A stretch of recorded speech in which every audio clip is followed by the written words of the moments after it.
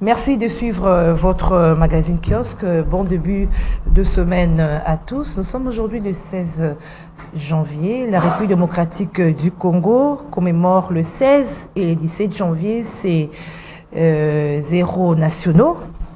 Nous et Laurent Désiré Kabila et Patrice Emery Lumumba, le décès des héros nationaux.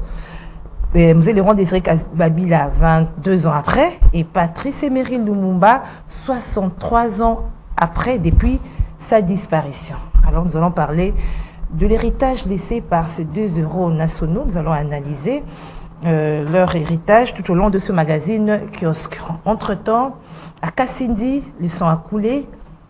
Il y a une bombe qui a explosé, attentat dans une église pentecôtiste. Les bilans fait état de plusieurs morts, 10 morts selon le gouvernement, avec des blessés. Les enquêtes se poursuivent. Et analyser commentaires, c'est dans kiosque par rapport à ce qui s'est passé à Kassindi. Nous sommes là dans la province du Nord Kivu. Autre sujet d'actualité aujourd'hui, c'est la restructuration du cabinet du chef de l'État. L'effectif a été revu à la baisse. Le communiqué a été passé. L'ordonnance présidentielle a été lue hier à la chaîne nationale. Analyse et commentaires, c'est dans kiosque que nous avons 3 invités dans ce magazine kiosque. Nous avons monsieur Tite Lyongi. Bonjour. Bonjour beaucoup madame, merci. Et à côté des Tite, nous avons Claude Molichaud. Bonjour. Bonjour madame Gisèle, bonjour également à Tite et à mon ami Niquez et surtout à tous ceux-là qui nous suivent en ce moment parce qu'ils sont très très nombreux au Congo comme à l'extérieur du pays, qui nous encouragent aussi dans notre combat de vérité. Parce que nous avons pris l'option de mener un combat de vérité pour que les Congolais sachent réellement ce qui se passe dans leur pays. Et en face de nos deux co-débatteurs, il y a monsieur Niquez Mouzani. Bonjour. Oui, bonjour madame. Nous sommes là parce que vous nous avez dit qu'aujourd'hui on doit parler des héros nationaux. Oui. On va vérifier qui est héros et qui ne l'est pas, et qui le mérite aussi. Parce que la jeunesse a droit à connaître la vérité de l'histoire. Voilà, alors nous allons d'abord commencer par cette actualité triste. C'est l'attentat, c'est la bombe qui a explosé hier à Kassindi, dans la province du Nord Kivu. Et nous commençons par Tite. Quel commentaire ça vous inspire, cette nouvelle triste, le sang encore coulé une fois à l'est de la République démocratique du Congo? Merci madame. Je crois que il appartient à la communauté interne de tirer des leçons idoines à ce qui concerne les cas que nous sommes en train de vivre, qui n'existaient pas dans notre espace. Ça, c'est d'abord très important. L'occasion faisant les larrons, je dois présenter mes condoléances à toutes les familles éprouvées et également, en tant qu'un expert en évaluation, de tirer une leçon. Vous êtes sans ignorer, madame, depuis l'apparition, pour ne pas dire la réapparition du mouvement de M23, l'espace ex-Kivu est actuellement un site de théâtralisation de la vie politique et les Congolais, jusqu'à la preuve du contraire, nous n'arrivons pas à tirer une leçon idoine. Madame, ça, ce n'est pas notre comportement. De connaître le terrorisme, selon les informations recueillies de part et d'autre, un sujet kenyan qui a opéré ces histoires et ça a coûté la vie à nos paisibles citoyens. Voilà pourquoi la raison d'être de la mobilisation trouve même son pesant d'or. La mobilisation ici ne signifie pas seulement que nous puissions nous allier derrière la volonté ou l'intention du chef de l'État, mais c'est plutôt pour réveiller la conscience de tout le monde. Qui est avec nous? Qui est congolais? Qui ne l'est pas? La protection commence d'abord par nous-mêmes. Qui est là? Qui fait quoi? C'est toujours l'Est de la République démocratique du Congo. À l'époque, c'était de l'empoisonnement. Aujourd'hui, maintenant, ce sont des mouvements terroristes. Face aux mouvements terroristes, il appartient aux Congolais de comporter, pour ne pas dire d'appliquer, de prendre des comportements qui doivent stimuler la communauté internationale. On a comme l'impression que l'attention est plus focalisée sur les M23. Parce que là, c'est les ADF et les groupes État islamique à revendiquer la tâche. Tout ce monde-là, madame, ce sont les mouvements des faits. Ce sont des gens qui n'existaient plus. Au nom de la paix, il faut que tout le monde, je dis tout le monde, peut-être que parce que vous êtes à Kinshasa, vous n'avez jamais senti le poids, les besoins de la sécurité que la population de l'Est est en train de soupirer. Aujourd'hui, on parle de mort. Demain, ça sera qui? Marché, église, ça sera institution, oui, ça sera pratiquement dans le milieu sportif. Le gouvernement congolais est aussi lié directement en tant que protecteur des ressources humaines. Les services de sécurité, la police, l'armée, la population doit vaguer calmement ses occupations. Mais comment? Aujourd'hui, nous avons maintenant des terroristes. Il faut que la République démocratique du Congo maintienne la pression, j'insiste bien, contre la communauté internationale. Parce qu'on a la tendance, c'est comme si on traite cette histoire de pacification de l'Est de la République démocratique du Congo avec beaucoup de légèreté, avec beaucoup d'humeur. Mais il y a la MONUSCO sur place, il y a même... Mais cette MONUSCO qui s'est transformée en force aujourd'hui en force régionale. Madame, PDF, non. Il ne faut pas compliquer les choses. La communauté internationale savait qu'aujourd'hui, en République démocratique du Congo, nous n'avons plus confiance à la MONUSCO. Et qu'est-ce qu'il fallait faire? Il fallait renverser, il fallait changer le système. C'est plutôt déshabiller Saint-Pierre pour habiller Saint-Paul. Parce qu'avec l'arrivée des forces régionales, qu'est-ce qui a changé? Avec cet aspect qu'on appelle la zone tampon, qu'on a placé plus de 248 km² de la République démocratique du Congo, où nos vaillants, pour ne pas dire ceux qui ont censé sécuriser la population, l'armée congolaise n'a pas œil. Et c'est tous les jours qu'on menace la population, c'est tous les jours il y a des exactions, c'est tous les jours il y a ce que vous savez. Donc c'est de là que nous disons, madame, la population, la société civile, les gouvernements congolais, nous devons continuer à faire pression. Et que même la force régionale que vous voyez, la force doit partir. Il appartient aux forces de l'ordre de sécuriser le gouvernement, parce que si aujourd'hui on enregistre des nombres de morts que vous avez présentés, demain et après-demain, et vous savez d'ailleurs avec le procès électoral, qu'est-ce que les Rwandais font? J'ai dit qu'est-ce que les Rwandais, parce que quand on va parler, oh non, on parle de xénophobie. Non! Ils entraînent un mouvement de population que tu ne pourras jamais comprendre, madame. Aujourd'hui, dans le mois qui vont suivre, on va passer dans le processus d'enrôlement et d'identification des électeurs. Qui sont les potentiels électeurs? Parce que la plupart des gens se sont déversés un mouvement immigratoire vers le Goma. Donc, il faut commencer à réfléchir à haute voix maintenant. Merci Titi. Alors Claude Molicho, comment vous expliquez cet attentat au moment où l'état des sièges, il y a l'état des sièges dans cette province? Non. Au-delà de l'état des sièges, parce que l'état des sièges a montré ses insuffisances.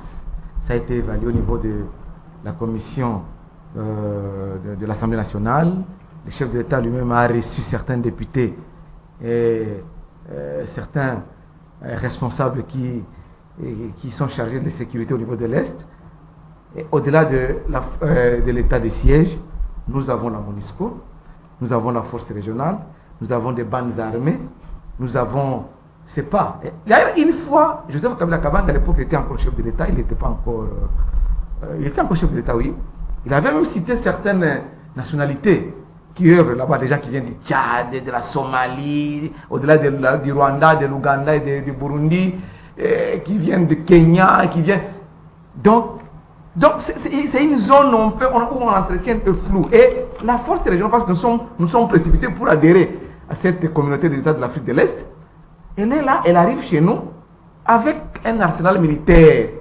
Et pour dire que non, nous observons, nous jouons le jeu d'une force tampon. C'est-à-dire que le M23 doit rester là où il est, les FARDC doivent rester là où ils sont, elles sont, et la force tampon au milieu. Il n'y a pas d'évolution parce que tout Congolais sérieux aujourd'hui veut à sorte que toutes les forces étrangères quittent le territoire national. Au-delà de cette réalité, nos autorités actuelles, l'Union sacrée qu'on sort, ils nous ont dit que il faut... ils nous ont amené... Qu'est-ce qu'ils ont... Ils ont mené quoi encore ici, j'ai oublié. oublié. Bon, ils ont dit que nous allons pacifier l'Est avec la dynamique de cet état de siège. Mais on n'a rien vu depuis qu'on a instauré les statuts. Bientôt, c'est 2 ans. Bientôt 2 ans avec cet état de siège. Alors, qu'est-ce qu'il faut faire pour amener la paix? Oui. Nous, on leur a dit depuis toujours qu'il y a une seule alternative. Kabila Kabanga a remonté cette armée jusqu'au niveau de 8e en Afrique. Ce sont eux, les gens de l'Union sacrée, qui nous ont dit aujourd'hui que non, l'armée est infiltrée. Non, l'armée... Mais Molicho, en ces moments où on cherche à ramener la paix, Molicho, est-ce qu'on doit encore parler d'union sacrée ou bien c'est l'intérêt de tout le monde? Non. Quand nous on doit parler d'union sacrée, Kabila, ou nous devons nous mobiliser pour une seule cause. Non, il faut établir des responsabilités. Parce que quand vous posez un geste, vous en tant que responsable, vous êtes chef de l'État, vous êtes Premier ministre, ou bien vous êtes ministre de la Défense, ou chef d'État-major général, mais c'est à vos responsabilités. Les conséquences des gestes posés incombent à vos responsabilités. C'est ce que nous disons. Il ne faut pas dire que non, c'est une affaire que non. Les responsables aujourd'hui de la sécurité, c'est l'État a la mission régalienne de sécuriser la population et de ses biens. Est-ce que ça s'est fait?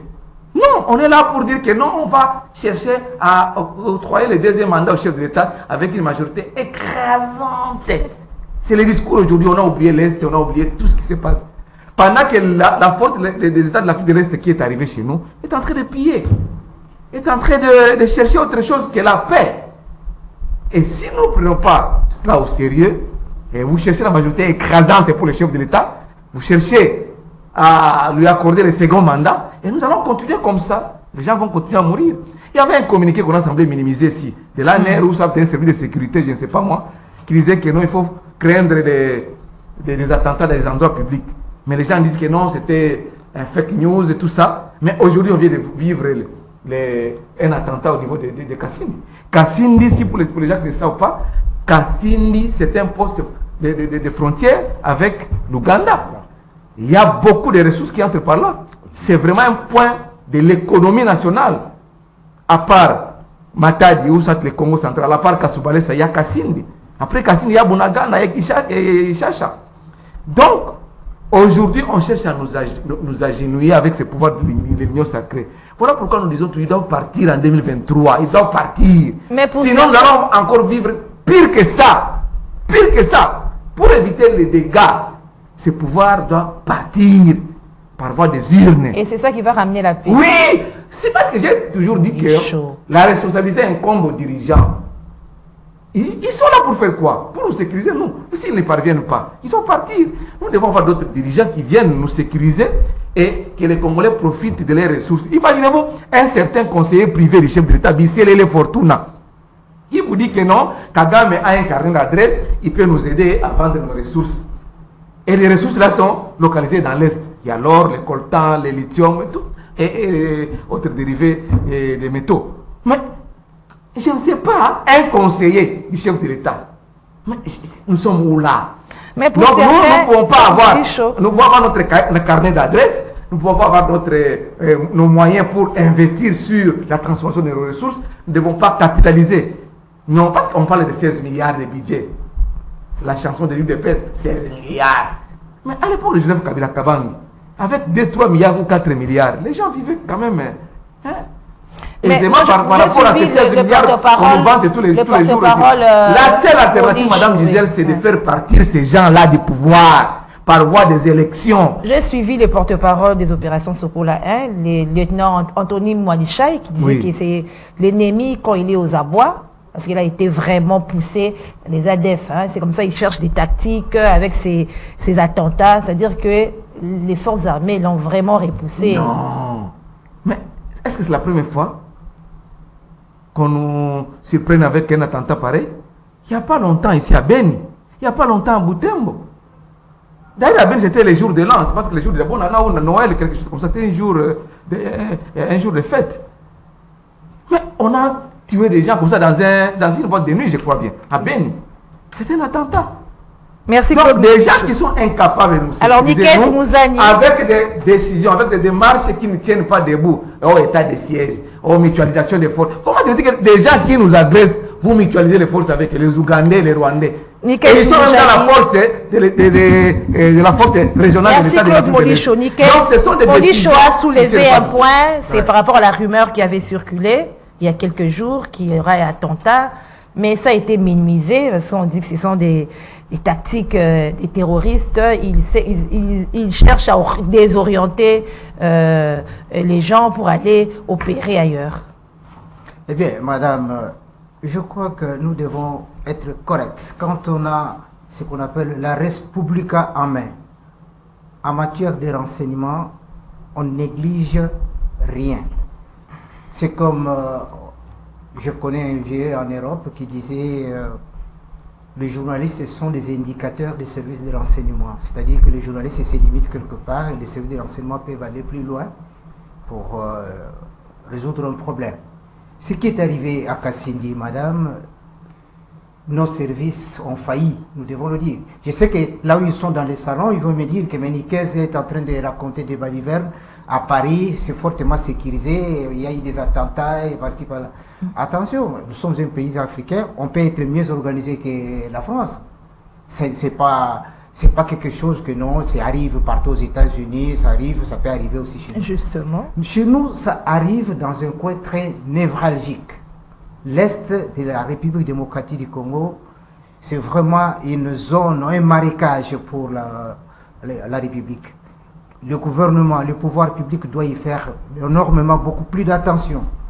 Parce que vous avez, tel que l'a évoqué Claude Molichot tout à l'heure, il y a les forces régionales qui s'y trouvent. Nous avons l'état des sièges, il est toujours dans le même coin. Et il y a la MONUSCO aussi qui est déployée là-bas. Mais c'est toujours là le point faible de la République démocratique du Congo. Alors, il faudrait prendre une autre approche. C'est laquelle? La population elle-même. Est-ce qu'elle contribue à la construction, à l'établissement de la paix réelle de ce côté-là? Quand vous prenez la plupart des jeunes gens qui sont dans les groupes armés, tous ces gens-là, soi-disant, ils donnent des prétextes qu'ils bon, sont là parce qu'il n'y a pas d'emploi. On ne trouve pas les gens de Bandundu, on ne trouve pas les gens du Congo central, parce que même les chômeurs, il y en a même au Congo central ou au Bandundu.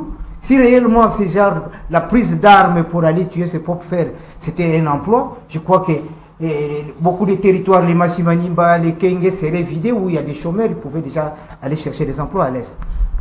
Tout ce que je peux dire, madame, le pouvoir public qui a la charge de la sécurité des biens et des personnes doit encore mieux s'organiser. Il n'y a pas d'excuse. Il n'y a pas d'excuse. On peut venir aujourd'hui, les chefs d'état-major communiquer, ceci, l'ennemi est en train de faire ça. Mais ceux qui ont perdu le frère, ses sœurs, hier, dans cette église-là, ils n'ont pas besoin de toutes ces explications. Les gens sont déjà morts. Mais on a besoin de voir les Congolais en vie. Et je doute même, madame, je suis en train de parier que jusqu'en décembre, que Bunagana sera sous contrôle du gouvernement. Ça, je doute. Je ne vois pas Bunagana ou les autres territoires. Vous doutez de la force des FARDC? Non, je ne doute pas de la capacité de frappe de nos forces armées. Malheureusement, ces forces armées ne sont pas dans l'offensive. Notre armée est toujours dans la défensive et avec l'emplacement de la zone tampon. Je ne crois pas que nous arriverons en décembre. Bunagana, mes compatriotes de Bunagana vont voter. Et d'ici là, l'enrôlement, je doute encore que mes compatriotes de Bunagana seront enrôlés. D'où j'interpelle les Congolais et le pouvoir public. Faites attention. Ces gens-là sont capables d'empêcher les Congolais de s'enrôler. Et demain, de ne pas aller aux urnes choisir leurs dirigeants. C'est très périlleux pour le pays. J'en appelle à mon frère Tshisekedi. À l'opposition, vous avez tout dit. Il n'y avait rien qui restait. Tous les dictionnaires, vous avez pu utiliser virgule, mot, tout et tout. Pour le salut de ce pays. Les glaçonnés, faites ça. Le Congo n'a plus besoin de compter des morts. En ce qui concerne les cas de Kassindi, je ne donne pas les excuses au gouvernement. Assumez-vous. Alors, quand vous parlez du doute, ça me fait penser au dernier tweet du sénateur américain qui a dit qu'au stade actuel, c'était un rêve de voir l'armée récupérer les zones autrefois occupées par la M23. Il a demandé à l'ONU à commencer déjà à réfléchir sur le statut à donner à ces zones pour Exactement, madame. Non, vous allez dans cette idée-là. Exactement, madame. Vous savez, nous sommes des journalistes spécialistes dans les investigations. Nous avons beaucoup d'informations. Cette force-là, Il y a des choses peut-être qu'on ne dit pas au gouvernement. Et vous connaissez bien comment fonctionne la diplomatie. C'est une mission diplomatique. C'est comme la MONUSCO. Une mission diplomatique, comme ces forces-là des États de l'Afrique de l'Est, ne croyez pas vraiment que ce qu'on dit, leurs intentions pour lesquelles cette force-là est là, ce sont les vrais. Vous savez que le monde n'est pas dirigé par ce que vous entendez dans les radios et les télévisions. Le monde est dirigé par ce qui ne passe pas devant nos micros. Ce que les dirigeants font, ce n'est pas ce qui passe devant les caméras et les micros. Il faut autre chose. Ces forces tampons-là vont jouer un autre jeu. Nous sommes là, laissons le temps au temps. Voilà. Alors, que faire face à cette situation, Tito Luyongi? Ou soit vous répondez à la question par rapport au tweet, à ce qu'il vient de dire Je crois que, madame, il faut d'abord faire très attention. Dans des situations pareilles, il faut descendre faire ce qu'on appelle l'analyse comparée. La fois passée, je crois que j'avais énuméré, mais aujourd'hui, si tu m'accordes un peu de temps, j'aurai le temps de mieux statuer sur ces faits. La notion sur la zone tampon, la première expérience, nous l'avons vue vers le 38e parallèle. Nous sommes au niveau de deux Corées. Alors que les deux États, Corée du Sud, soutenu par le bloc américain, Corée du Nord, soutenu par le bloc URSS et la Chine. La zone a une influence très importante sur le plan économique et stratégique. Parce que si vous contournez au niveau de la frontière, c'est pratiquement à cheval avec la Russie, la Chine et le Japon. Les États-Unis tirent à tout prix à sécuriser la frontière de Corée du Sud et ne peut pas permettre à ce que la menace de Corée du Nord puisse se faire valoir dans ce coin. Et qu'est-ce qui se passe? Une guerre froide s'est implantée dans ce coin. Là, vous parlez de l'autre côté. Je parle de là, c'est-à-dire comprendre d'abord, je parlais de structures comparées. Comment est-ce qu'on l'a géré là-bas et on va nous l'imposer ici? C'est déjà d'ailleurs imposé. Pour éviter des guerres, des répétitions de guerres entre les États-Unis dans la frontière avec la Russie, le Japon et également la Chine, ils ont imposé une zone tampon de 200 km², à telle enseigne que même si la Corée du Nord peut à n'importe quel moment chercher à créer l'insécurité, il ne peut pas atteindre facilement 200 km parce qu'il y a une zone libre, une zone qui est démilitarisée, une zone qui n'est pas sécurisée seulement par eux. C'est comme on vous attrape avec une arme dans cette zone. C'est comme la Suisse. Si vous n'avez jamais été dans la Suisse, il faut te faire une idée. Et aujourd'hui, maintenant, en République démocratique du Congo, le Rwandais avait déjà présenté en amont cette histoire, à l'époque de Kabila le père, qu'il faudra pour nous sécuriser notre zone parce que la République démocratique du Congo a du mal à gérer ces espaces. Donc, les gens peuvent sortir de la RDC pour créer l'insécurité au Rwanda. Les gens peuvent sortir de la République démocratique du Congo pour créer l'insécurité vers l'Ouganda. Et ces États-là se sont organisés, bien évidemment, avec la communauté internationale. Comment récupérer les zones de la République démocratique du Congo pour le placer à une zone contrôlée par eux? D'ailleurs, dans les traités, madame, dans les traités signés avec l'AFDEL, il était question de faire quoi? Il était question que l'AFDEL, à travers la Constitution de la République du Congo, d'accepter de céder ses terres pour que ses voisins puissent avoir le moyen de se sécuriser. Et en droit, on appelle ça la théorie de l'espace vital. Partant de ça maintenant, c'est là où je suis d'accord avec le chef de l'État et l'ensemble de la population congolaise, que nous puissions nous tous nous mobiliser parce que le plan de balkanisation change de forme. Autrefois, c'était le Rwanda ou l'Ouganda pour s'accaparer de nos terres. Aujourd'hui, ça prend la forme d'une zone tampon et avec une présence militaire de forces régionales. Et maintenant, qu'est-ce qui va se passer? C'est une théorie claire. Je fais le droit comparé.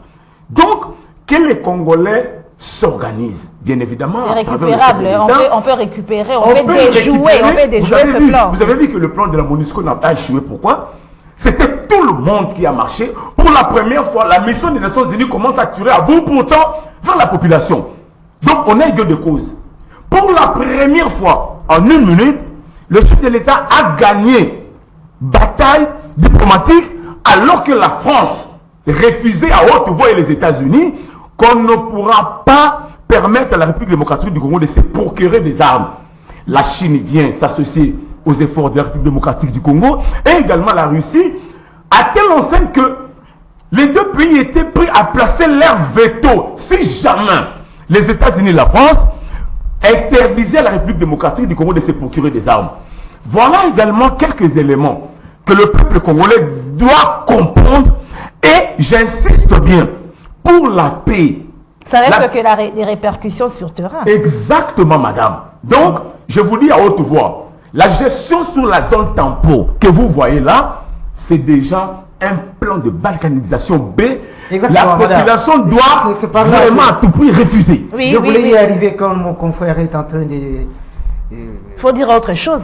Bien exactement, quand il est en train d'applaudir le gouvernement, les forces régionales des États de l'Afrique de l'Est, qui les a fait venir? Papa, c'est le gouvernement. C'est la responsabilité. Est-ce que les Congolais sont d'accord avec la présence de ces forces? Non.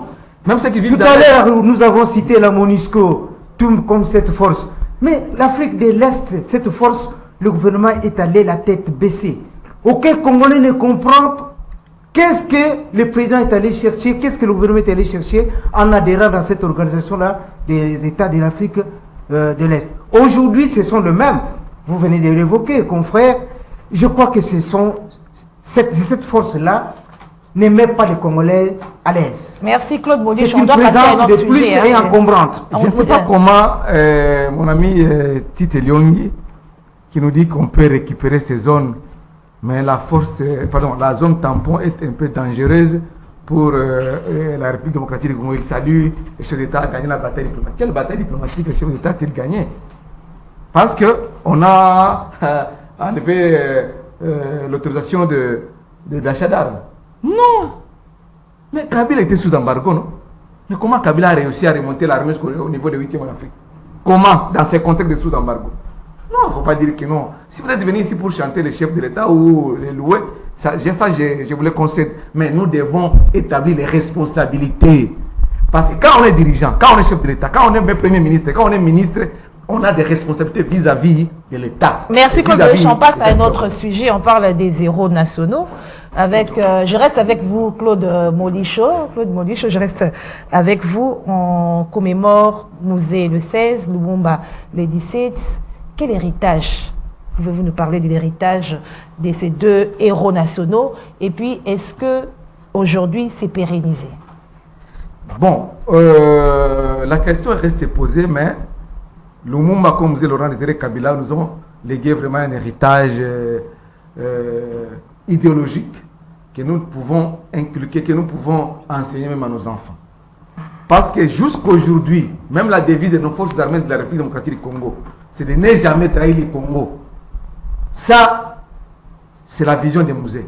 Quand il vous dit ne jamais trahir le Congo. Et c'est devenu même le slogan ou soit la devise des FARDC aujourd'hui. Ne jamais trahir le Congo. Notre devise, ne jamais trahir le Congo. Quand on est on se retrouve devant nos forces armées. Donc, sur le plan idéologique, il y a beaucoup de choses que le musée et le Lumumba nous ont léguées. D'abord, l'amour, le patriotisme, l'amour de notre pays. Il faut quitter les antivaleurs. Vous avez vu quand, s'il faut rentrer en 60, le Lumumba, il a gagné les élections, il avait la majorité au Parlement. Mais c'est avec sa majorité que Kasavubu, qui était du Congo central, le Lumumba était du Sankuru, que Kasavubu est passé président de la République. Parce que le président à l'époque était voté au second degré au niveau du Parlement. C'est avec la majorité de Lumumba. Donc Lumumba, il ne voit pas seulement ses intérêts avec sa majorité, parce qu'il a eu la majorité au niveau du Parlement. C'est avec cette majorité qu'il a dit non, on doit trouver un compromis. Bolikango était là, mais Bolikango a cédé. Et Kassavou, avec qui n'était pas majoritaire au niveau de l'Assemblée, dont le parti à la Bako n'était pas majoritaire, est passé président de la République. Voilà un modèle. Mais aujourd'hui, les gens qui sont dans l'Union sacrée là, disent que c'est leur tour. Ils sont en train de détourner l'argent de Tilège, l'argent de... On a même résilié des contrats de CREC7 avec les gens qui sont allés construire les routes ou les infrastructures au niveau de Kassai. Ils ont détourné l'argent de l'État. Alors, en ce qui concerne la vision des musées, qui a dit en l'an 61 que je serai un autre Lumumba? Le musée est venu avec la vision de Lumumba. Avec ces patriotes. Et le musée m'a enseigné le patriotisme aux Congolais. Je peux même vous lire les derniers discours des musées, si vous le permettez, en quelques mots. Très vite, très vite. C'était le 31 décembre 1999, parce que le musée a été assassiné le 16 janvier 2001. Non, c'était 2000 à 2000. Nous passions de 2000 à 2021. C'était le jour de l'an. 2001, oui. Oui, c'était en 2000. Le 1er janvier 2001. Vous avez dit ceci, pour chasser, parce qu'on parle de la balkanisation, pour chasser ces cauchemars de démembrement de notre pays, que je vous convie, fils et filles du Grand Congo démocratique, à une résistance encore plus active et à une lutte sans merci contre nos ennemis, jusqu'au jour où nous recouvrerons totalement l'intégrité territoriale, l'indépendance nationale et la souveraineté internationale. Pour atteindre ces nobles et légitimes objectifs, ne lisez pas tout. Vous avez dit que, oui, vous avez dit ceci, la République démocratique du Congo a besoin de sa cohésion interne. Et c'est d'actualité jusqu'aujourd'hui. Aujourd'hui, nous avons besoin d'une cohésion Alors, interne. qu'est-ce que vous répondez à ceux qui disent... Sans moindre fissure, c'est donc les anti-régimes, devant les dangers qui courent pourtant la mère patrie, ne veulent pas... Ne lisez pas tout. Il y a un problème de temps, oui, on ne lisait pas tout. Voilà, c'est ça. Donc, les discours des musées est toujours d'actualité. Depuis 60, quand il disait que ce serait notre Lumumba, c'est par rapport à l'impérialisme, par rapport au néocolonialisme, par rapport à ceux-là qui veulent nous ravir notre territoire, nos ressources. Et aujourd'hui, les gens ne voient pas ça. Alors, qu'est-ce que vous répondez? Signez les accords avec les Rwandais, vous signez les accords pour adhérer aux États de l'Afrique de l'Est pour rien, pendant que le pays est en train de partir. Et ceux qui viennent pour nous, soi-disant nous secourir, ils constituent une force tampon, une zone tampon, et la population locale n'en veut pas. Alors, qu'est-ce que vous répondez à ceux qui disent que c'est Musée qui nous a amené les Rwandais pour à tout prix chasser Exactement. Mobutu du pouvoir? Très bonne question. C'est lui qui nous a mis dans ses bourbiers. Très bonne question. Quand Mouzé est venu, Oui. bien sûr, il avait ses alliés. Et après, Mouzé a fait quoi? Qu'est-ce qu'il a constaté avant que les Rwandais ne puissent être chassés et rentrer chez eux? En amenant les étrangers, il n'a pas trahi? Vous êtes sûr? Non, je vous dis, Mouzé, il ne peut pas accepter que le peuple soit martyrisé par des étrangers dans leur propre pays. Les Congolais sont martyrisés dans leur propre pays. Il ne pouvait pas les... Voilà pourquoi Mouzé a dit aux Rwandais, vous rentrez chez vous. Et la guerre du RCD en 98 a commencé. C'est l'histoire de notre pays. Merci. Et nous devons enseigner à nos enfants. Tite la parole, lui, par rapport à ces 2 héros. Je crois qu'avant de répondre à ta préoccupation, Maurice doit créer quelque chose qu'on ne peut pas laisser ça passer sans pour autant éclairer les lanternes de l'opinion. Je ne vais pas chanter pour le chef de l'État. Je n'ai jamais fait partie de l'Union sacrée, moins encore du Front commun. Je suis un journaliste. Et au-delà de ça, en tant qu'un expert de suivi-évaluation, formé par le système de Banque mondiale, il y a un principe de redevabilité, c'est-à-dire de dire la vérité et ce qui est propre. Un aspect très important que Molicho a soulevé, vous savez, madame, en matière de pacification, je l'ai écouté tantôt parler d'un monsieur Bifor Bisselele. On n'a pas très bien compris où on veut donner une autre interprétation à l'intention de la personne qui a fait sortir cette missile. Je l'ai lu calmement en 1 minute. Vous savez, madame, dans le principe de pacification, j'aime toujours faire le droit comparé. L'Allemagne et la France. Des États hyper soudés, madame. Ils ont connu une première guerre que la France a perdue. C'était vers 1848. La deuxième guerre, c'était la première guerre mondiale vers 1919. Puis, c'était la France qui a perdu. Et je termine en deuxième guerre mondiale, l'Allemagne a perdu. Les 2 États devaient faire tout pour se rapprocher. Et les États ne peuvent que se rapprocher à travers les leaders qui ont des visions. Voilà pourquoi, de fois, ça choque, ça énerve. Du côté de l'Allemagne, il y avait les chanceliers qu'on appelait Adenauer. Vous voyez? Du côté de la France, il y avait le général Gaulle. En République démocratique du Congo, on a toujours reproché à Tshisekedi, président de la République, pourquoi recourir à cette relation avec Kagame. Mais je pense que dans cette époque-là, après la Deuxième Guerre mondiale, les deux États ont recouru à ce principe de paix et ça a payé. Aujourd'hui, le pilier ayant été sur le développement de l'Europe est assis sur deux États, l'Allemagne et la France. La République démocratique du Congo, comme un pays qui est au centre du développement, où Tshisekedi arrive, la première intention c'était de voir qu'est-ce qui se passe avec le Rwanda. Pourquoi est-ce qu'on ne peut pas faire la paix avec le Rwanda? Le Rwanda qui a toujours l'habitude de prendre de nos richesses le soir. Et pourquoi pas le permettre de le prendre pendant les jours alors que nous sommes limités dans le cas de l'exploitation. Aujourd'hui, vous voyez la question que nous avons signé... Molicho, tu sais que je parle... La politique, Molicho, c'est un jeu de rapport de force, Molicho, non, vous savez que comment nous y allons? Je parle comme un fait l'affaire de Rwanda. Comment nous y allons? Molicho aussi. On considère les indicateurs valides. Là où ça marchait ailleurs, comment on peut l'adapter pour la première des choses? J'ai recherché une paix durable et une économie forte avec les autres parce que la République démocratique du Congo s'est trouvée dans une situation d'incapacité de gérer ses espaces, moins encore ses richesses. Merci. C'est pas vrai. Répondez à ma question. C'est par rapport à Lumumba. J'ai fait que ça va énerver. Mais j'ai dit que l'Afrique a besoin de gens qui ont une vision de la paix et du développement. Allez-y, je reviens maintenant par rapport à Lumumba. Aujourd'hui, maintenant, le travail de Lumumba a créé. Le grain de Lumumba s'est fait sentir partout. Parce qu'il fallait quelqu'un pour oser. Après Lumumba, nous avons compris, nous avons, comment on appelle ça, un musée Kabila qui est arrivé. Peu importe le moyen que le musée avait pour le pouvoir, l'objectif c'était quoi? Qu'on se débarrasse avec la dictature de Mobutu, les Rwandais sont venus, il fallait le faire retourner. C'était un visionnaire. De la même manière, Joseph Kabila Kabange a fait la même chose. Joseph Kabila est venu avec un plan. Joseph Kabila a fait tout ce qu'il pouvait faire. Il a été un Dieu mal compris. Mais aujourd'hui, on donne à Kabila raison. Tshisekedi également, lui également sur ce même principe.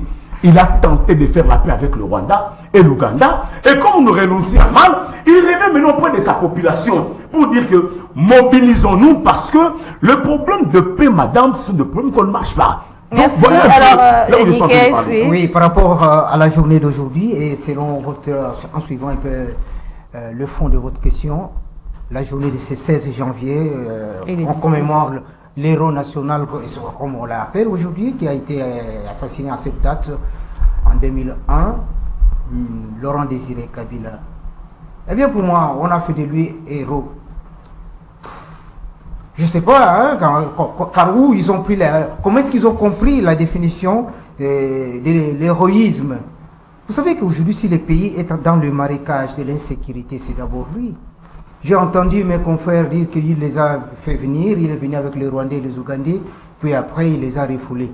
Mais malheureusement, ces gens ne sont jamais partis totalement. Vous vous rappelez, en 98, les RCD a pris naissance. Qu'est-ce que lui-même, M. Kabila, a dit? Que voilà, ces gens, ils ont trouvé du miel ici, ils ne veulent pas partir, ils sont allés se reconstituer pour revenir.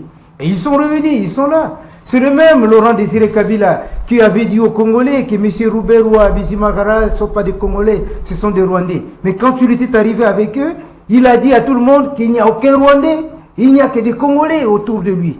Puis après, il change, non. Bizimagara, c'est un Rwandais, Rouberou, c'est un Rwandais, c'est pas Congolais. Vous savez, cette confusion, jusqu'aujourd'hui, ça fait patauger les pays. Du mensonge à mensonge. Donc, l'AFDEL, c'est la grand-mère de l'insécurité que nous avons aujourd'hui.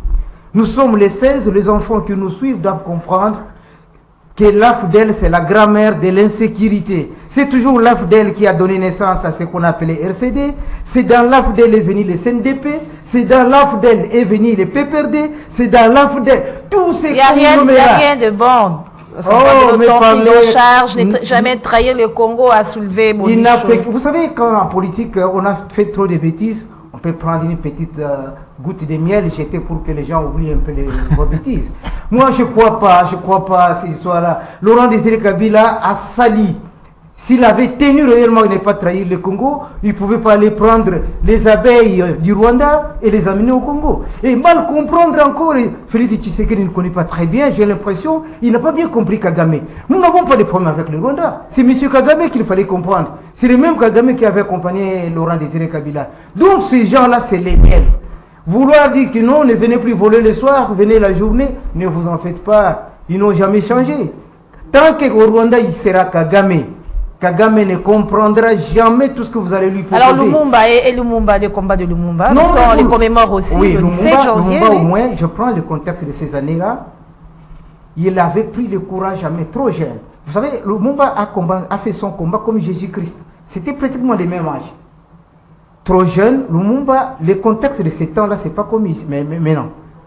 Il a haussé la voix très haut parce que les pays devaient être réellement indépendants. Malheureusement, lui aussi n'a pas bien compris le contour des rapports du monde. États-Unis, donc il y avait la guerre froide, il n'a pas bien maîtrisé qu'est-ce qu'il fallait dire au micro et qu'est-ce qu'il ne fallait pas.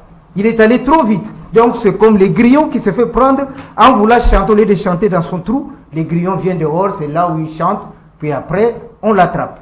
Merci. Lumumba, oui, je suis d'accord, lui, on peut l'appeler héros. Mais quand on me dit que Laurent Désiré Kabila héros, ça, moi, je mets ça sous mes pieds. Voilà. Nous sommes Non. arrivés à la fin, oui, Claude Molicho. Non, c'est pas un problème d'opérationnaliser les concepts héros national. Et l'héroïsme de Lumumba, l'héroïsme de Musée Laurent Désiré Kabila. Laurent Désiré Kabila, ça, c'est pas l'héroïsme, ça. Comment peut-on qualifier quelqu'un de héros national? Quelqu'un qui est mort pour ce pays.